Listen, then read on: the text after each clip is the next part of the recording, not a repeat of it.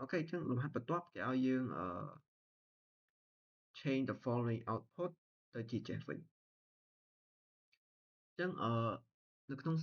list គឺដោយសារវា mutable មានថាយើងអាចបដូរតម្លៃវាបានអញ្ចឹងបើខ្ញុំសេណាំ00ទៅហើយខ្ញុំអាចជំនួសវាដោយឧទាហរណ៍ថា1 2 3 4 5អញ្ចឹងខ្ញុំសេប៉ុណ្ណឹងគឺកូដរបស់ខ្ញុំគឺចប់ហើយអញ្ចឹងបើសិនជាខ្ញុំឧទាហរណ៍ថាខ្ញុំ print វាមកខ្ញុំ print ណាំមកអញ្ចឹងណាំហ្នឹងវានឹងទទួលបានតម្លៃថ្មីហើយគឺ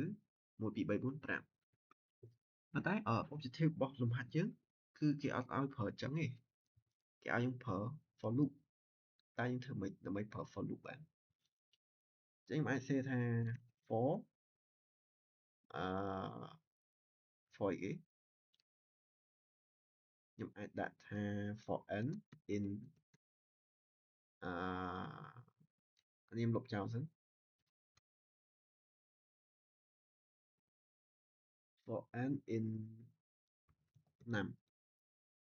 តែអានោះមកខ្ញុំ print មកបាន00ហ្នឹងអញ្ចឹងកន្លែងហ្នឹងtechnique មួយដែលអ្នកនរគ្នាអាចប្រើបាន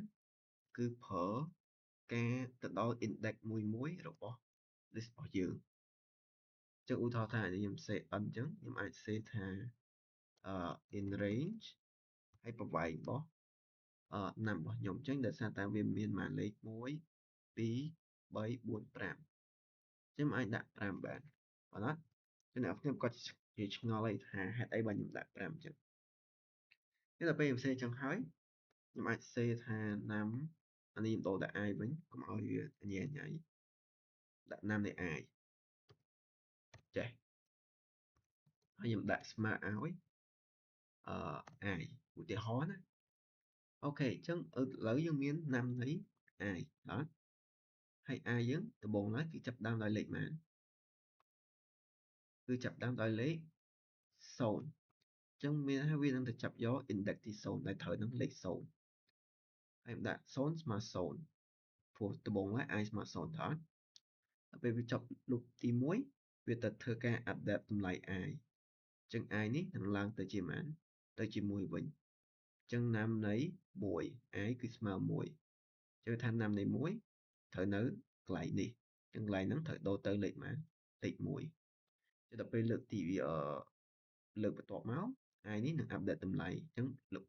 ពីមុន1ក្រោយមកឡើងទៅ2អញ្ចឹងវានឹងទៅចាប់យកតម្លៃនេះគឺ0ហើយតម្លៃកន្លែងហ្នឹងគឺយើងបដូរឲ្យស្មើឲ្យ i ដែលលើកហ្នឹង i គឺស្មើប៉ុន្មានស្មើ3អញ្ចឹងដល់ពេលដែល for loop ខ្ញុំបានចប់ខ្ញុំ print ណាំរបស់ខ្ញុំទៅមើលវាដូរតម្លៃអត់អញ្ចឹងវានឹងដូរពីខ្ញុំដូរហើយប៉ុន្តែវាអត់ទាន់ត្រូវខ្ញុំដូរទៅជា0 1 2 3 4អញ្ចឹងបើខ្ញុំចង់បានឲ្យវា start ពី1ខ្ញុំអាចគ្រាន់ដាក់ថាវាបូក1មកអញ្ចឹងប៉ុណ្ណឹងកូដខ្ញុំចប់ហើយអញ្ចឹងវាទៅជា1 2 3 4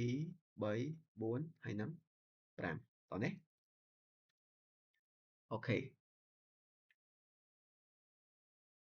មួយទៀតអ្នកនរគ្នាអាចធ្វើរបៀបចេះបានបើអ្នកនរគ្នាអត់ចង់សរសេរលេខ5អ្នកនរគ្នាអាចធ្វើដោយ automatic ខ្ញុំអាចតាំងអញ្ញត្តិមួយថា len របស់ណាំស្មើឲ្យ function len ហើយខ្ញុំដាក់ណាំចូលដល់ពេលកន្លែង range នេះខ្ញុំគ្រាន់តែចំនួនដោយប្រវែងរបស់ណាំដែលខ្ញុំបានតាំងអញ្ញត្តិហ្នឹងខ្ញុំផាសកន្លែងនេះមកគឺខ្ញុំនឹងទទួលបាន output ដូចគ្នាអញ្ចឹងពី1 2 3 4ដល់5វិញអូខេនៅក្នុងលំហាត់របស់អ្នកនរគ្នាគេមិនឲ្យរាប់ពី1ដល់5ទេគេឲ្យរាប់ថយក្រោយចាប់ដើមពីប៉ុន្មានពី8វិញអញ្ចឹងកន្លែងយើងត្រូវធ្វើម៉េចដើម្បីឲ្យវារាប់ពី8វិញអញ្ចឹងកន្លែងហ្នឹងអាយនេះអ្នកនរគ្នាគួរតែបដូរមិញឲ្យវារាប់ពីថយក្រោយមកវិញឲ្យរាប់ពីលេខធំមកវិញ